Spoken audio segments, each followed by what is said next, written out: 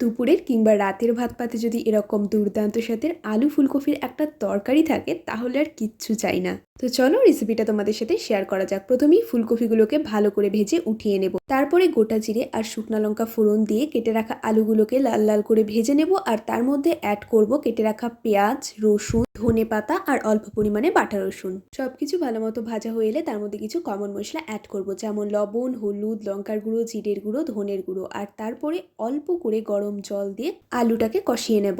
ব্যাস, আলুটা ভাজা হয়ে এলেই তার মধ্যে ভেজে রাখা ফুলকপিগুলোকে দিয়ে ভালো মতো নাড়াচাড়া করে পরিমাণ মতো গরম জল দিয়ে টকবক করে ফুটতে দেব, আর ফুটে এলেই তার উপর দিয়ে একটু ছিটিয়ে দেব ধনেপাতা। গরম গরম ভাত আর এই দুর্দান্ত স্বাদের আলু ফুলকপির তরকারিটা থাকলে আমি চ্যালেঞ্জ করে বলতে পারি আর কিচ্ছু লাগবে না। জাস্ট দুর্দান্ত হয়েছিল কিন্তু রান্নাটা। তোমরাও অবশ্যই বাড়িতে এভাবে একবার ট্রাই করে দেখো, আর কেমন লাগলো আজকের এই রান্নার ভিডিওটা আমায় অবশ্যই জানিও।